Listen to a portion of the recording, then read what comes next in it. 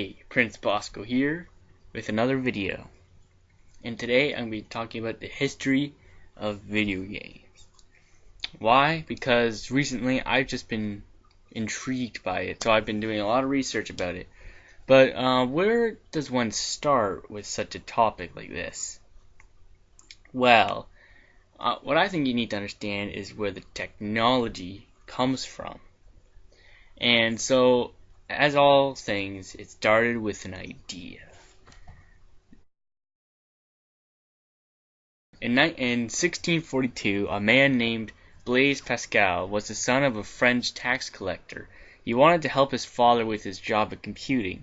He created a machine that could compute for you using dials and such, but was limited to addition. Where do you think this is going? Well, 1812, not much happened until under 2 centuries later when a man named Charles Babbage was frustrated with how many errors computers made. Back then computers meant people who practiced mathematics. So he decided he wanted to make a machine that would perform calculations fast and without error. In 1822, Babbage's first attempt at solving problems was a proposed machine that could perform differential equations.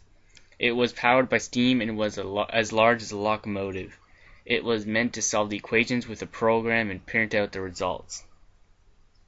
In 1832, Babbage ditched the idea and got the idea for a general-purpose machine.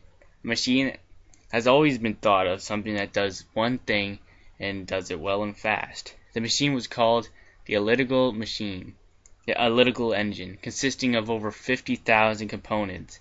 Its basic design included input devices in the form of punch cards containing the operating system instructions. It stored 1,000 numbers up to 50 decimals long, and after the equation, it would print out the results. In 1889, a new man named Hermann Hellerth expanded off of Babbage's idea. Hermann edited the idea and made it faster and reduced errors, and now could handle 80 variables per card. 1889 to 1956, after years of gambling in Japan being outlawed due to it being of European origin, people finally are willing to give it a shot in Japan. A new company of cards making is founded called Nintendo.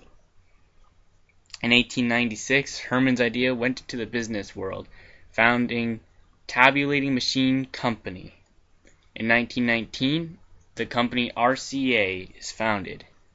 If you're wondering what all of this is a lead up to video games. In 1924, Tabulating Machine Company is renamed to International Business Machine due to a series of mergers. In 1932, Coleco was founded and was a leather company. In 1935, the term computer is now the same as the modern one. In 1940, a company known as Service Games is founded. It produces slot machines and other coin games. So, I am explaining the history of computers, and it's because in order to understand the video games, you have to understand the computers, which is where they came from. So, I have to kind of explain this to you. So, yeah. Alright. So, 1941. With the onset of the next World War, governments were racing to develop computers to exploit their potential strategic importance. The technical progress was now being fully funded. A German engineer, Konrad Zuse, had developed a new computer known as Turing-Complete Z3 to design airplanes and missiles. In 1943, the Allied forces made the secret codebreaker called Colossus to decode German messages. Even though Colossus was a huge step forward, it was still not a general-purpose computer, and it was kept secret for decades. In 1944, the Americans produced a bigger achievement thanks to Howard H. Athan. He produced an all-electric computer. Its purpose was to create ballistic charts for the U.S. Navy. It was half as long as a football field and contained 500 miles of wiring. The Harvard IBM Automatic Sequence Control Calculator, or the Mark I for short, was an electric relay computer. It used electromagnetic signals to move mechanical parts. The machine was slow, taking 3 to 5 seconds per calculation, and inflexible, and the sequences of calculation could not be changed. But it did do better than any human computer. Another computer spurred by the war was the electric Numerical Integrator and Computer, or the ENIAC. The dinosaur computer was so big it took 160 kilowatts of power to run. It was 1,000 times faster than the Mark I and was the first real computer. We now enter the first few generations of computers where technology is almost ready for gaming. Once we have mastered the rhythm of computers, then we can look to entertainment. In 1945, John von Neumann designed the Electric Discrete Variable Automatic Computer, or the EDVAC, with memory to hold a stored program as well as data. With this, you could stop and continue an operation at any point. The biggest thing about the EDVAC was the Central Processing Unit, which allowed all the computer functions to be coordinated through a single source.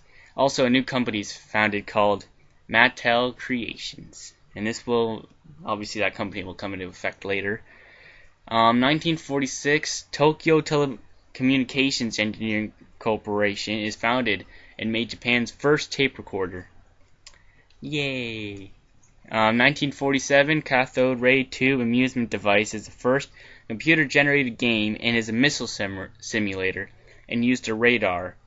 Mattel Creations released its first toy ever, Yuka-Doodle.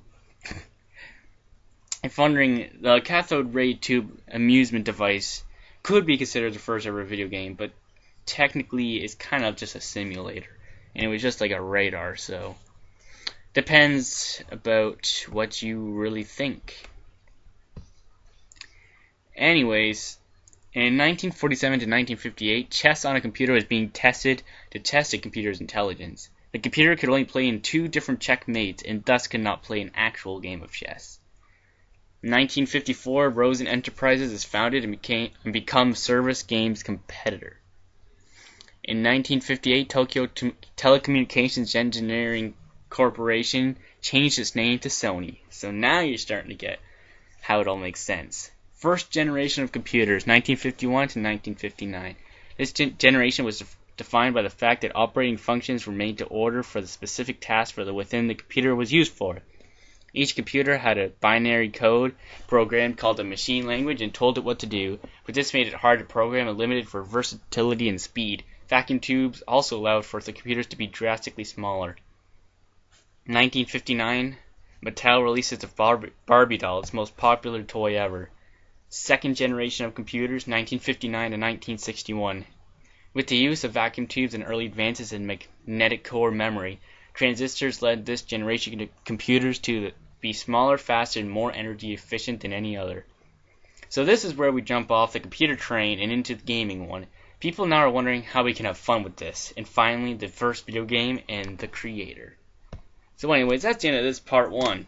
Hope you enjoyed. Next time, we'll be stepping into the actual video game realm. And then this will start to make sense. Anyways, until next time guys. See ya, and stay awesome.